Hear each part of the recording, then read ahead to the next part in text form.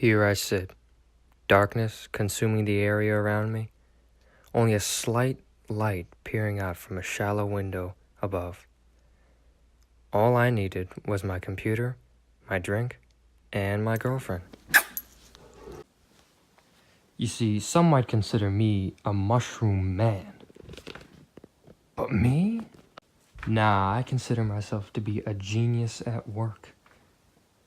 I'm creating a masterpiece to be heard and admired throughout the ages. A piece of work so intricate and complex that it simply cannot be put into words.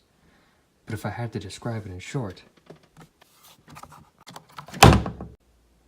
a banger beat. Hey, hi, it's your guy, Quinn Donovan, and today I'm going to teach you all about banger beats and how I got to where I am. There's a world of creativity that can be expressed through these songs, but only set ways to go about expressing it and making those emotions come out and flourish in the track. Programming complication and learning curve, combined with pure imagination and limitless possibilities. Just a little math joke for you. God, these markers smell disgusting. Don't use these. So you see, anyone can come up with a beat or rhythm that sounds nice in their head, but actually transferring those ideas into the computer was to be the hard part for me. How could I possibly learn to perform such a feat? Thoughts tumbled around in my head, making and breaking alliances like underpants and a dryer without cling-free. Simply a recipe for disaster. Then it hit me. What I needed was a teacher. And I found this teacher in the form of a YouTuber, who I will not name, but let's just say his name was Cletus. Cletus and I had never met before. We were almost like two hummingbirds who had also never met before. It all starts off with time. Time and math are the founding fathers of music. Everything is just a multiple or division of one another. You got your half notes, your quarter notes, or even your 256th note, or demi-semi-hemi-demi-semi-quaver. Intensely useful information.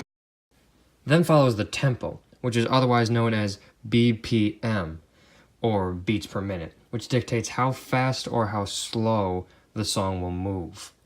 So for example, a good tempo to pick would be something like, 69. So moving on from basic time, we got dynamics. It's truly amazing stuff, guys.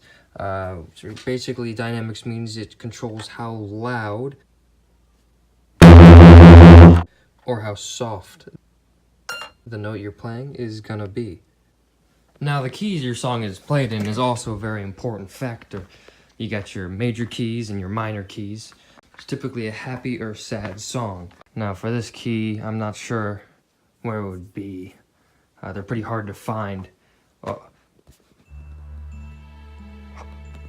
I think I smell one, Oh.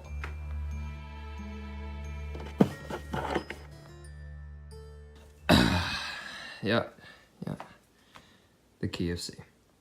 Well, now that we got that, we can introduce ourselves to the world of sounds and instruments. Here is where your choices impact the feeling of the entire track.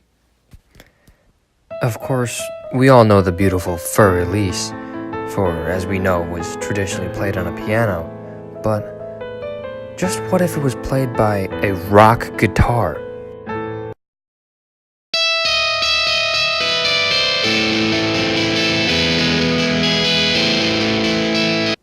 Sounds perfect, that's what.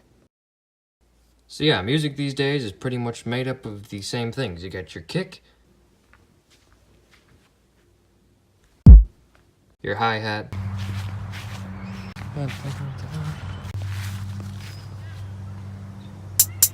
and your snare. Then sure enough, you got your drums.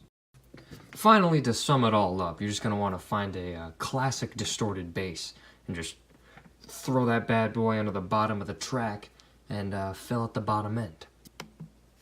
Yeah, this'll do. And voila, that's all Cletus taught me, so therefore, everything anyone has to know. A euphoria rushes over me as I finalize the arrangement on my completed project. I let out a deep, throaty, genuine laugh, similar to that sound a dog makes just before it throws up. Though once I was simply just a young doe of music culture, over the past 1 day, 6 hours, and 42 minutes, I had become but a powerful buck. This just goes to show that no matter how depressed, friendless, and just all around appalling you may be, there is hope for everyone. Not just specifically in music either. This applies to anything you may want to get better at or learn as well. As my currently deceased grandmother would say, if you put your mind to it, anything is possible.